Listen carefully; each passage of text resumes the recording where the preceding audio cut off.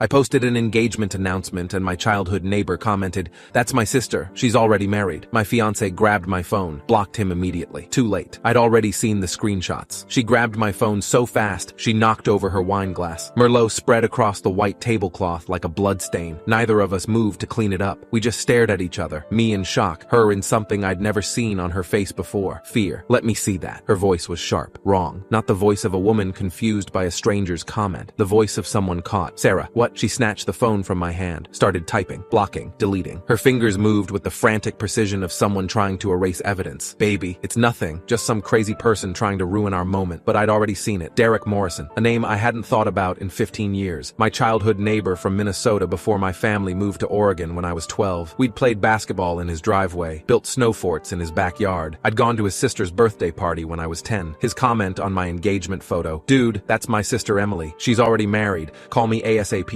And before Sarah blocked him, before she deleted everything, I'd seen the notification preview of his follow-up comment. 3 screenshots, a wedding photo, a marriage certificate, a driver's license, all showing the woman sitting across from me. The woman I'd proposed to 6 hours ago. The woman whose real name apparently wasn't Sarah at all. Let me back up. My name is Marcus Chen, 31 years old, software engineer at a tech company in Portland. Normal life, normal job, normal everything. I met Sarah, or whoever she really was, 10 months ago at a coffee shop downtown. One of those meet-cute moments that feel too perfect to be real. Turns out, it was. She was sitting at the table next to mine, reading a book I'd just finished. Same obscure novel about a lighthouse keeper in Maine. I made a comment about the ending. She laughed. We talked for 3 hours. By the end of that first conversation, I was already falling. Sarah Thompson, 29 years old, graphic designer who worked remotely for clients across the country. Originally from California, she said. Moved to Portland 2 years ago for a fresh start after a bad breakup. She was beautiful, warm, funny. The kind of person who remembered small details and asked follow-up questions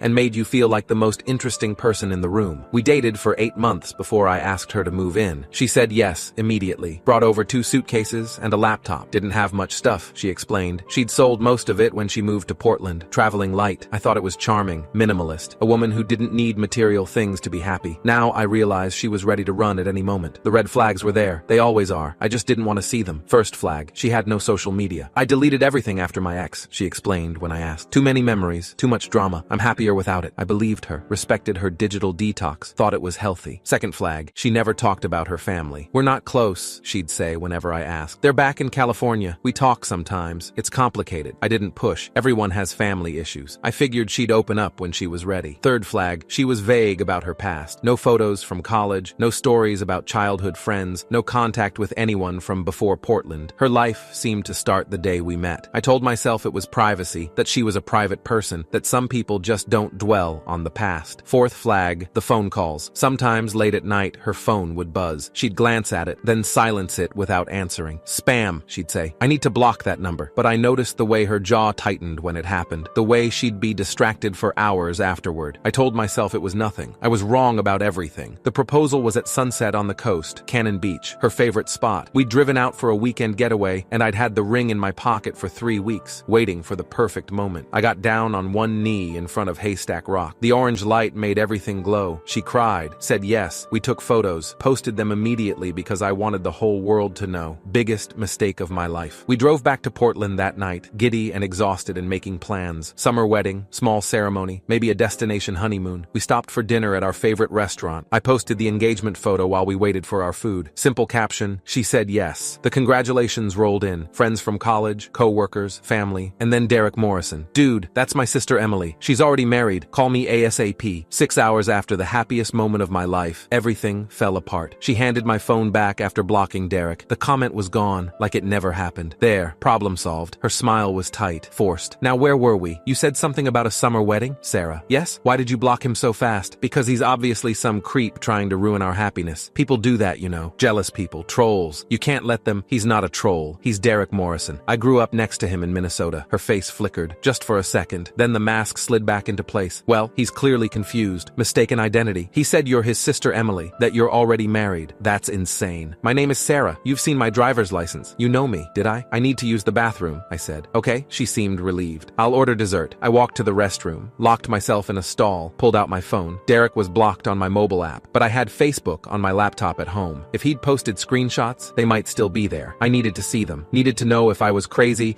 or if my entire relationship was built on lies. James, you okay in there? Sarah's voice outside the bathroom door. Yeah, just a minute. I flushed the toilet I hadn't used, washed my hands, looked at myself in the mirror. Please let this be a misunderstanding. Please let there be an explanation. Please let me not be engaged to a stranger. We drove home in near silence. Sarah filled the quiet with wedding chatter, venues, dresses, guest lists. I responded with single syllables, my mind racing. At home, I said I needed to check work emails. She said she was tired, going to bed early. I waited until I heard the bedroom door close. Then I opened my laptop. Derek's profile, his posts, the comment he'd left before Sarah blocked him. It was still there. Facebook hadn't removed it yet, and attached to it 3 images. I saved them immediately, downloaded them, emailed them to myself, took photos with my phone, made copies everywhere I could think of. Then I looked at what Derek had sent. First image, a wedding photo. Sarah, Emily, in a white dress, radiant, happy, standing next to a man I'd never seen before. Asian guy, tall, kind face. The caption read, Emily and James, June 14th, 2021, 3 years ago. Second image, a marriage certificate, state of Minnesota. Emily Marie Morrison, married to James Patrick Chen, same last name as me, different James. Third image, a driver's license, Minnesota. Emily Marie Morrison, date of birth, March 8th, 1995. Sarah's birthday was March 8th, 1995. She'd told me herself on our third date. I'd remembered it because it was the same day as my grandmother's birthday. We'd laughed about the coincidence. It wasn't a coincidence. It was the truth leaking through the lies. I searched Emily Morrison, Minnesota on Facebook. Nothing public. I tried Instagram. Found it immediately. Emily Chen. Bio. Wife, dog mom, Minneapolis life. Private account, but the profile photo was visible. It was her. Different hair, shorter, lighter, but the same face, the same smile, the same woman sleeping in my bedroom right now. I requested to follow the account. Knew it would probably alert her. Didn't care anymore. Then I messaged Derek. I need to know everything. Is she really your sister? His response came in 30 seconds. Yes, Emily is my sister. She's married to James Chen. They live in Minneapolis. What the hell is going on? She's in Portland with me. She told me her name was Sarah Thompson. We've been together 10 months. I proposed today. Jesus Christ. Derek, I need to know everything. The typing indicator appeared, disappeared, appeared again. James has been looking for her for 8 months. She disappeared last November. Just vanished. He filed a missing person report. Police couldn't find any trace. He's been going crazy. My blood went cold. She's not missing. She's been living with me since February. You need to call the police or call James. Someone needs to know she's alive. Does she know you found her? She saw my comment before your profile blocked me. She knows I know. I heard footsteps in the hallway. I have to go. I closed the laptop just as the bedroom door opened. Sarah stood there in her pajamas, watching me. Coming to bed? In a minute. Just finishing up. Everything okay? Yeah, just work stuff. She nodded, but she didn't move. Just stood there, studying my face like she was trying to read something. Marcus? Yeah, I love you. You know that, right? I know. Whatever happens, whatever anyone says, remember that I love you. She turned and went back to the bedroom. I sat there, staring at the closed door, trying to reconcile the woman I loved with the woman who'd been married to someone else this whole time. I didn't sleep that night. The next morning, I called in sick to work. Sarah was suspicious but didn't push. She had client meetings all day, or so she said. I watched her leave from the living room window, then immediately started investigating. First call, Derek. He answered on the first ring. Tell me everything, I said. He did. Emily Morrison had married James Chen in June 2021. They'd been together since college, happy by all accounts. James was an accountant. Emily worked as a freelance graphic designer. That part was true at least. Then in November 2023, Emily disappeared. She left a note, Derek said. Said she needed time to find herself. Took her car, some clothes, and $12,000 from their joint savings. James woke up and she was just gone. Did anyone look for her? James filed a missing person report, but the police said she left voluntarily. There was the note, the withdrawal, no signs of foul play. They classified it as a voluntary missing person. Basically told James she'd left him and he needed to accept it, but she was still married. Still is. James never filed for divorce. He keeps hoping she'll come back. Explain. Something. Derek's voice hardened. Instead, she's in Portland, engaged to someone else. I thought about the last 10 months. Every kiss. Every I love you. Every plan we'd made together. All while she had a husband in Minneapolis waiting for her to come home. I need James's number, I said. You sure? This is going to destroy him. He deserves to know. Derek sent me the contact. I stared at it for a long time. Then I called. James Chen answered on the 4th ring. Hello? His voice was tired. The voice of a man who'd stopped expecting good news. James, my name is Marcus Chen. I'm calling about your wife. Silence. Then, barely a whisper. You found her? Yes, she's in Portland, Oregon. She's been living with me for 8 months. More silence. I heard him breathing, ragged, trying to process. Living with you? What do you mean? She told me her name was Sarah Thompson. We've been dating since February. I proposed to her yesterday. I didn't know she was married. I didn't know anything. Oh God! His voice cracked. Oh my God. I'm sorry. I'm so sorry. I had no idea. She's alive. She's alive and she's been with someone else this whole time? James, I know this is a lot, but I need to tell you something else. What? She knows. Her brother Derek saw my engagement post and commented. She blocked him, but she knows her cover is blown. I think she might run again. He was crying now. I could hear it. She can't. Not again. I've been going crazy. crazy for 8 months. I need to know why. I need to see her.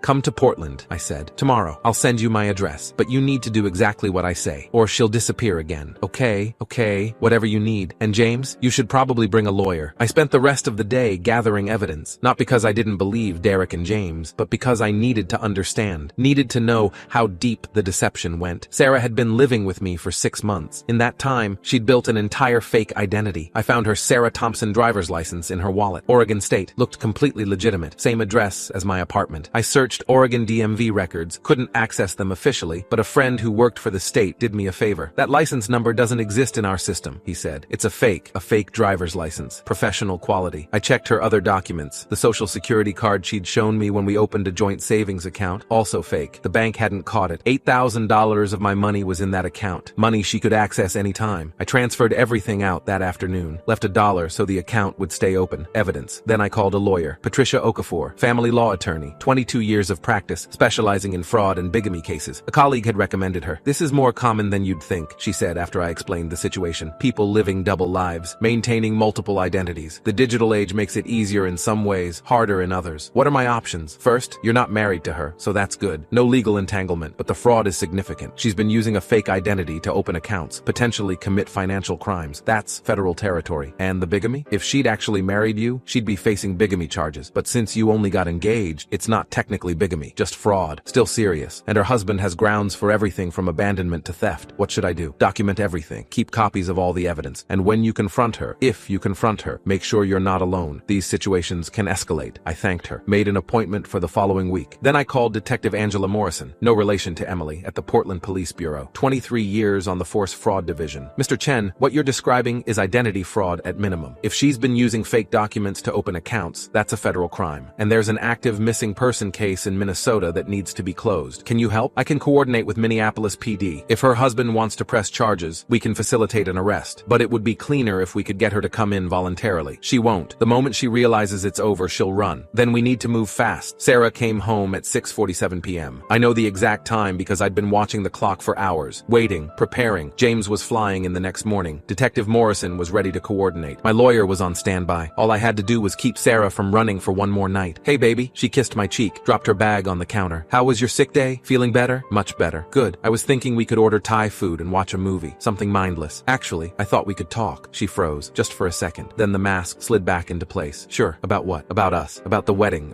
I paused. About your family. Her smile didn't waver, but her eyes changed. Went hard. Calculating. What about my family? You never talk about them. I realized I don't even know your parents' names, or if you have siblings. I'm about to marry you, and I don't know anything about where you come from. She sat down across from me, folded her hands. I told you, we're not close. There's not much to tell. Everyone has a story, Sarah. I want to know yours. Why? Why now? Because of what Derek said. Her face went pale. I told you, that was a misunderstanding. I know, but it got me thinking. I don't have any photos of you from before we met. No old friends, no history. It's like you didn't exist before Portland. Some people don't have big pasts, Marcus. Some people just want to move forward. And some people are hiding things. Silence. Her mask was slipping. I could see it. The careful construction of Sarah Thompson starting to crack. What are you saying? I pulled out my phone. Opened the screenshots I'd saved. The wedding photo, the marriage certificate, the driver's license. I turned the screen toward her. I'm saying I need you to explain this. Emily. Her face went through 3 expressions in 2 seconds. Shock, fear, then something cold and calculating that I'd never seen before. Where did you get those? Derek, before you deleted his comment. That's not, I can explain. Then explain, please. Because right now I'm looking at proof that you're already married to a man named James Chen in Minnesota. That your real name is Emily Morrison. That everything you've told me for 10 months has been a lie. She stood up, backed away from the table. It's not what you think. Then what is it? I left him. James, I left because I wasn't happy. Because the marriage was suffocating me. I needed to start over. You needed to become a completely different person? Fake IDs? Fake name? Stealing $12,000 and disappearing? He would have found me. He was controlling. Obsessive. I had to completely cut ties or he'd never let me go. That's funny, because I talked to James this morning. He didn't sound controlling. He sounded like a man who's been destroyed for 8 months, wondering if his wife was dead. Her expression changed again. The mask fully gone now. You talked to him? He's flying here tomorrow. You called him? You brought him here? Her voice rose. Do you have any idea what you've done? I've done what any decent person would do. I told a man his missing wife is alive and well and engaged to someone else. You don't understand. You don't know what he's really like. I know what you're really like. That's enough. She grabbed her bag from the counter, started toward the door. I'm not staying for this. I'm not going to be ambushed. The police know too. She stopped, hand on the doorknob. They're coordinating with Minneapolis Minneapolis. There's an active missing person case. Fraud charges pending. If you run now, you're running from federal investigators, not just a confused husband. She turned slowly. You're destroying my life. No, Emily, you destroyed your own life. I'm just the one who figured it out. She didn't run. I don't know if it was because she realized she couldn't escape or because she still thought she could talk her way out of it, but she stayed, slept in the guest room, barely spoke. In the morning, James arrived. I met him at the airport. He was younger than I expected, 32, clean cut, the kind of guy you'd trust with your taxes. He looked like he hadn't slept in months. Thank you, he said when he saw me, for calling, for telling me. I'm sorry you had to find out this way. I'm sorry she did this to you too. We drove back to my apartment in silence. Detective Morrison met us in the parking lot. She'd coordinated with Minneapolis. The missing person case would be officially closed. Fraud charges were still being prepared. Is she still inside? Morrison asked. As of an hour ago. Let's go. Emily was sitting on the couch when we walked in. She saw James and her face crumpled. Not guilt, not regret. Just the look of someone whose careful plan had finally fallen apart. Emily, James's voice was raw. 8 months. 8 months I've been looking for you. Thinking you were dead. Thinking something terrible had happened. And you were here, living with someone else. Planning another wedding. James, I'm sorry. Sorry? You're sorry? He was crying now. I loved you. I thought we had a life together and you just erased me. Like I never existed. It wasn't working. We weren't working. You needed to talk to me. To tell me. To give me a chance to understand. Not steal our money and vanish and let me think you were dead. Detective Morrison stepped forward. Mrs. Chen, I need you to come with me. There are questions we need answered and charges pending. Emily stood slowly, looked at me. I did love you, Marcus. That part was real. No, it wasn't. None of it was real. You're not even the person I thought I loved. I could have been. If this hadn't happened, I could have been Sarah forever. That's the problem, Emily. Sarah doesn't exist. She never did. They let her out. No handcuffs. Not yet. Just a firm hand on her arm and a detective on either side. James and I stood in my apartment, surrounded by the debris of my destroyed relationship. I'm sorry, he said again. Me too. What happens now? I don't know. Lawyers, police, paperwork. I looked around, and I guess I need to find a new place to live. This one has too many memories of someone who never existed. The legal proceedings took 6 months. Emily Marie Morrison Chen was charged with identity fraud, financial fraud, and theft. The fake IDs alone were federal crimes. Combined with the $12,000 she'd stolen from James and the $3,200 she'd managed to transfer from our joint account before I caught it, she was looking at serious time. She pleaded guilty to reduced charges. 2 years in federal prison, 5 years probation, full restitution. Her lawyer tried to argue extenuating circumstances, mental health struggles, feeling trapped in her marriage, needing to escape. The judge wasn't sympathetic. Mrs. Chen, you didn't escape a marriage. You abandoned one. And in the process, you defrauded multiple institutions, destroyed 2 men's trust, and committed numerous federal crimes. Your fresh start came at the expense of everyone else's reality. She was led away in handcuffs. I watched from the gallery. So did James. We'd become unlikely friends over the past months, bonded by the shared experience of loving someone who didn't exist. Feel any better? He asked as we left the courthouse. Not really. You? No, but at least it's over. He filed for divorce the next day. It was finalized in 3 months. It's been 2 years now. I moved to a new apartment. New city, actually. Seattle. Fresh start. The kind of fresh start you do honestly with your real name and your real history. I still think about her sometimes. Not Sarah. I know she was never real. But Emily, the woman beneath the mask. I wonder what made her think living a lie was better than facing the truth. What made her believe she could just erase her whole life and start over without consequences? I'll never know. She hasn't reached out. I don't want her to. What I do know is this. Trust is the foundation of everything. And once it's broken, it can never be fully rebuilt. Not with that person. Maybe not with anyone for a long time. I'm dating again. Slowly. Carefully. I ask more questions now. Verify more details. Some people think I'm paranoid. I think I'm just being careful. James remarried last spring. He sent me a photo. Him and his new wife. A woman he met through friends. Real name, real history, real person. Thank you, his message said, for telling me the truth. Even when it was the hardest thing you could have done, you gave me my life back. I gave him the truth. That's all. Sometimes that's enough.